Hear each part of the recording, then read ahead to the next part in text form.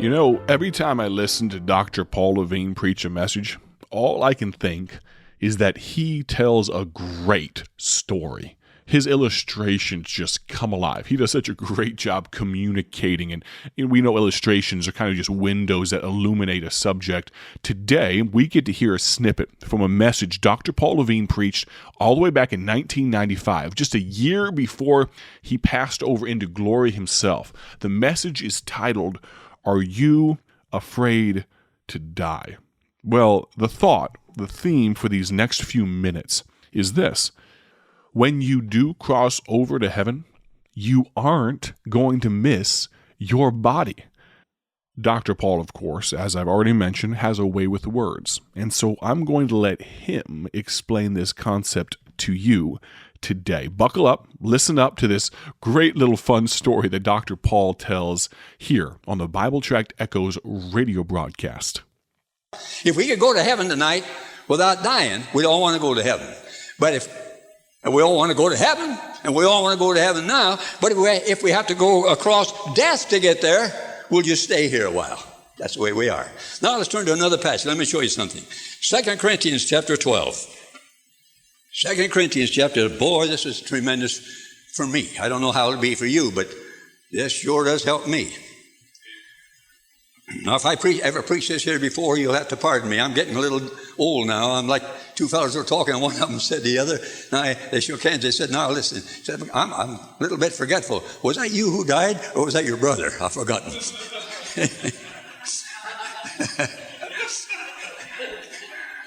All right, 2 Corinthians chapter 12. Now, here Paul, the Apostle Paul, is going to tell us about a trip that he made to paradise.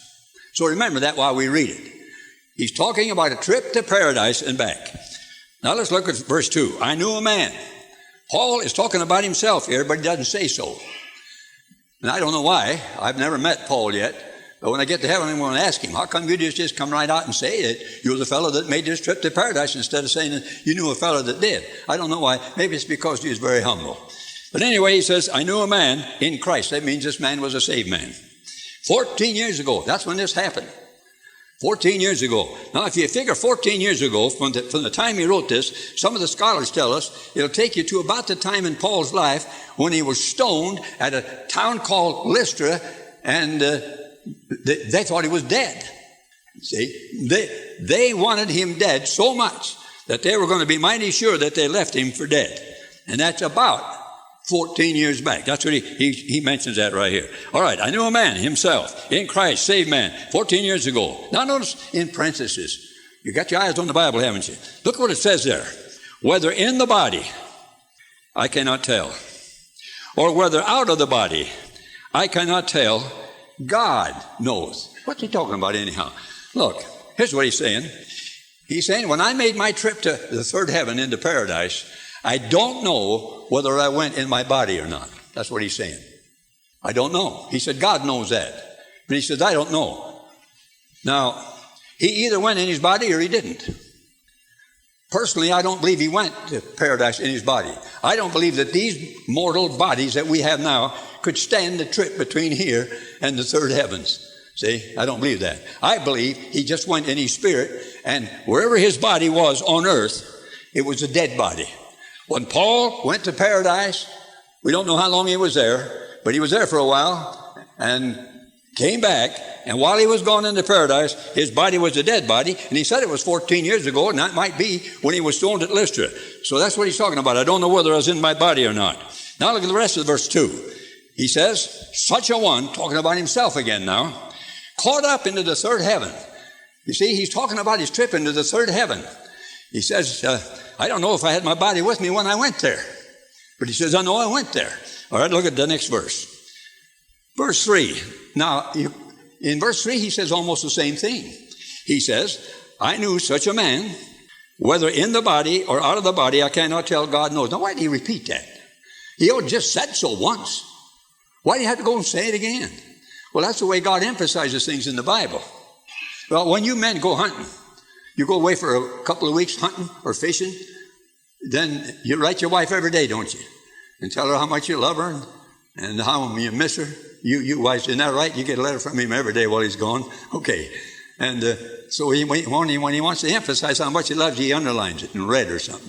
That's the way you emphasize when you write letters. God doesn't do it that way. God just says it twice. Verily, verily, I say unto you. He could have said verily once, but he didn't. He said it twice. When he said verily, wake up. Verily, wake up. I got something to tell you. Now, whenever you find something repeated in the Bible, it's important. So this has got to be important. He repeats this twice. I knew such a man, whether in the body or out of the body, I cannot tell. Whether I was alive physically or dead physically when I went up there, I don't know. I don't know if I had my body with me. Now listen to me. If he didn't know whether or not he had his body, and I don't believe he had it, let me change that. If he didn't have his body, I don't believe he had it. If he didn't have it, or let's say since he didn't have it, he didn't miss it. Because if he'd have missed it, he wouldn't come back and say, I don't know whether I had it or not. The fact of the business is, he didn't have his body, and he didn't miss it. And when you and I die, it's going to be the same way. We get to thinking about what they're going to do with our body after we die. Oh, you're not going to worry about that after you die. Because you're going to go to paradise, and it's going to be the same as if you had your body. Because Paul says, they went up there, in verse 4, he said he was caught up into paradise. Boy, now you know where paradise is. Paradise is in the third heaven. He said he was caught up into paradise and heard unspeakable words, which it is not lawful or possible for a person to utter. So he's telling about this wonderful experience, and he says that when he went up there to paradise, he doesn't know whether he had his body or not, which shows that if he didn't have it, he didn't miss it. Now, if he didn't miss it when he went to heaven, you're not going to miss yours when you go to heaven either. See? We don't care what the embalmers and the undertakers do with our body. When we go to heaven, it's going to be the same as we have our body, Brother Dave. See? That's wonderful thought, you know. I don't know if that thrills you, but man, that gets me all worked up. That makes me happy to know about this. Now, let me give you just three things briefly then about the Apostle Paul. Number one was his delight. His delight was this trip to paradise and back. Now his desire. What was his desire? His desire, years later, he wrote about his desire in Philippians chapter 1, and he says, I'm in a strait betwixt two, having a desire to depart and be with Christ. He's talking about dying. See? After having made the trip to paradise and come back, well, how about that, Paul? Are you scared? No. Scared to die again? No. Are you trembling in fear now? You're going to have to die? No. No. He says, I have a desire to die and be with Christ because it's so much better there than it is here. See? That was his desire. Having once made the trip, he wanted to make it again by death, even if he had to. Not by the rapture. He's talking about dying. He says it was so wonderful, this trip I made to paradise, so wonderful, that even if I have to die to get there, I want to go. See? Boy, that's great. Let me illustrate. When I was a kid on the farm, the folks across the road from us had a great big, what they call a gully on their farm. Great, big hill on each side, in a valley down there. It was a big hill. In a deep valley. And there's an elm tree on each side, and they strung a cable from the elm tree on this side across this chasm to the elm tree over on this side. And then on a cable, for you boys and girls, what's a cable? A cable is a rope that won't break. That's what a cable is. Okay, so now they got this cable up there, and on top of it, they got a wheel. They call it a pulley. And this wheel runs, it's got a groove in it, and it runs on top of this rope that won't break. This pulley, cable. Okay, then coming down from this wheel that runs on top of the cable, had a rope 3 feet long. And then they said to us kids, now you get up on the hill over here, see, and get back as far as you can come, and then start running down the hill. Run down that hill as fast as you can go, and after a while, you'll be hanging out there in the air. And you just hang on, and that thing will take you right across, and you'll land on the other side. Well, I don't know what the other kids were thinking, but I was thinking, how do they know it'll go across? We've never seen anybody go across. How do we know? And I said to myself, what if it stops in the middle? Nobody had brains enough to tie a long rope onto the short one so you could slide down the long one if the thing stopped in the middle. Nobody thought of that. There was no helicopters around. No way to put a ladder down there. If that thing stopped in the middle, there was only one thing you could do, and that was to confess a whole lot of sins you'd already confessed a couple of dozen times, and finally let go and get killed. That's the only thing you could do. Oh, boy. I looked at that thing and I said, man, I don't know about going across on that. We don't know if that'll go across. Then all of a sudden, we lined up. We're going to take turns. And you know how kids are. Everybody wants to go first. All of us kids were standing there. Well, now, if you want to go first, that's all right. No, you can go first. That's all right with me. There wasn't any of us kids scared, but we were all polite. Politest bunch of kids you ever saw. And finally, a guy came out of the farmhouse there, a guy about 18 years old, big guy. And he says, I'll try it. Oh, I looked at him and I thought, man, what a hero. Boy, he's brave. And I thought, this was about the time that Milton, I forgot his first name, Lindbergh, Charles Lindbergh flew across the Atlantic Ocean in an airplane. And I thought to myself, boy, this guy that's going to ride across there, he's a hero. Lindbergh was a piker compared to him because Lindbergh had an airplane with a motor in it. And he had a radio and he had some gasoline. And all this guy's got is a rope 3 foot long. And so he got up there on the hill, and I started to pray because my mother taught me to pray about everything. Boy, I started to pray, and I was peeking too while I was praying, And here he went down the hill, and the next thing you know, his feet were dangling in the air. And I could hear that pulley up there, clickety, clickety, clickety, clickety, clickety, clickety, click, going, and he just kept right on going and going and going. And finally his feet hit on the other side over here. And when he did, he turned around and he said to us kids up there, he said, it was fun. I'd like to go again. See?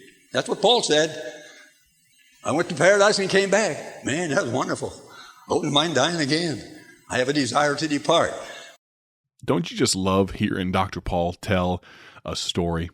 Tomorrow, we're going to complete this message. We're going to complete this thought from Dr. Paul all the way back in 1995. I do have a question for you, though. Are you afraid to die? Do you have questions about this concept? If you've missed the previous portions of this message, you can find the archived versions of this broadcast on Apple Podcasts, Spotify, Google Podcasts, YouTube, you name it. You can go back and refresh and figure out where in the message this particular thought has led us today. I hope you'll join us for the conclusion tomorrow. Thank you so much for listening. Have a great day. For His glory. To you and your family, I say, God bless. Thank you for joining us today for Bible Tract Echoes, a ministry of Bible Tracts Incorporated. If you would like to receive a free sample packet of all of our tracts, you can contact us by calling 309-828-6888. That's 309-828-6888. Our mailing address is P.O. Box 188, Bloomington, Illinois, 61702.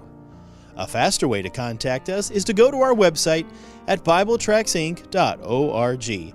That's BibleTractsInc.org. There you will find more information about our ministry and details on how you can support Bible Tracts Incorporated.